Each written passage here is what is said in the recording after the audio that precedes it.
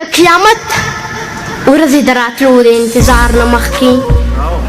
د قیامت ورځې د راتلو د انتظار نه مخکې په ژوند ستومانه شومه اوس خوشحالي خوند نه راکوي ځمکه مې نه مني د ځمکې خلک مې خم نه مني خپلې ژړا سره بلد یم اوس نه ګوګنېږم خپلې ژړا سره بلد یم اوس نه ګوګنېږم د بدو ورځو لږو تندو نه اوس نه یېرېږم اوس د دې ښار په رنګینو کې مزه پاتې اوس د دې ښار په رنګینو کې مزه پاتې ده نه اوس د دې ښار په سړکونو مې خپې هم نه سوځي اوس د دې ښار د خلکو بدې ردې په ما هم نه لګي د دې کنځلو سره ځان مې بلد کړی دی نو اوس د دې ښار د هر موټر شیشه په شوق پاکوم اوس د دې ښار د هر موټر شیشه په شوق پاکوم چې چوک کې څه باده شي بله زه په منډه لاړ شم په یو لحظه کې د موټر شیشه بیا پاکه کړم او خان په نیمه نیمکخو شیشه کې لاس راوباسي تصور سه او خان په نیمه نیمکخو شیشه کې لاس راوباسي د داسې نور تېنه په شوق والم خوشحاله شم او بیا په منډه باندې بل موټر ته ځان ورسو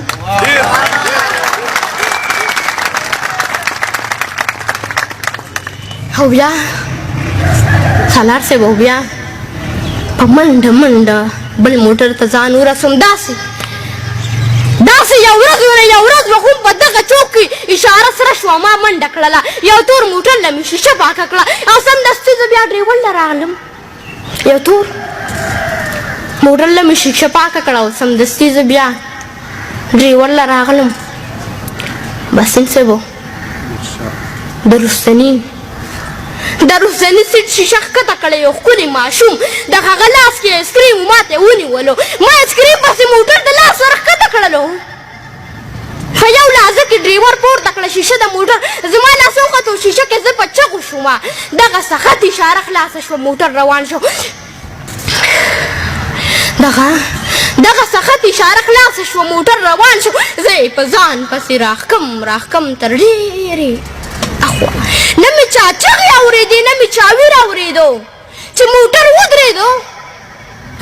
تاج صاحب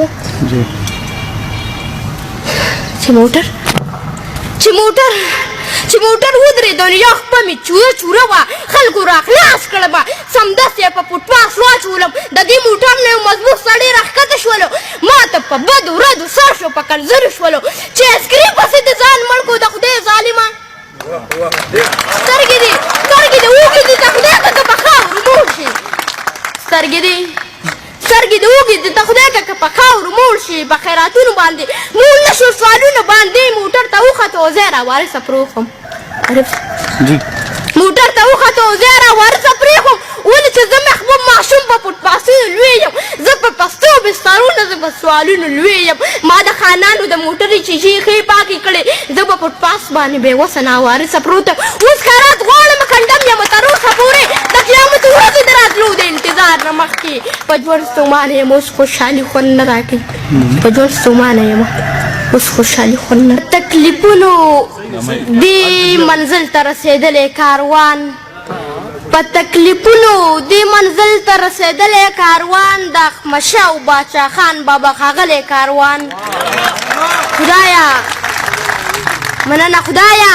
د هر قسم نظر نه په امان وساتي شي د نظر به لر او بر سره یو شوی کاروان ډېره مننه السلام علیکم ورحمت الله وبرکاتو ستاسو ډېره زیاته مننه کوم کوم نیوال چې راغلي د دې ډېره مننه کوم او ټولو شاعرانو ډېره مننه کوم چې زما په دې وړه خوله باندې رالو بیا مشران ناست دي باسم صاحب دي ضمیر بی دي نو دوی په مخکې شعر ویل مناسب دی خو کوشش به کوم او بیا د سالار صاحب ډېره مننه کوم چې زه په خپل چینلو په خپل شیشه باندې راوستم نو ډېره مننه کوم غزل دی چې ولې د فکر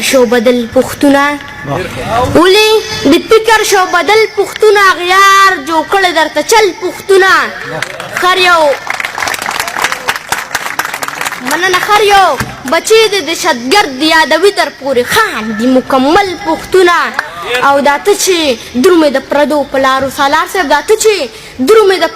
پردو په لارو ښکاري چې سم شولې پاگل پښتونه او باسم صاحب راشه په سمه لار ځان وپېژنه درڅو به ناست وي په مورچل پښتونه راشه په سمه لار ځان وپېژنه درڅو به ناست وي په مورچل پښتونه او تر 21مې صدۍ ورسېدې ضمیر وایي تر 21مې صدۍ ورسېدې اعزاز دې کم دی د نوبل پښتونه تل باچا خان بابا په خوب کې راځي کوي خمیش درته کنزل پښتونه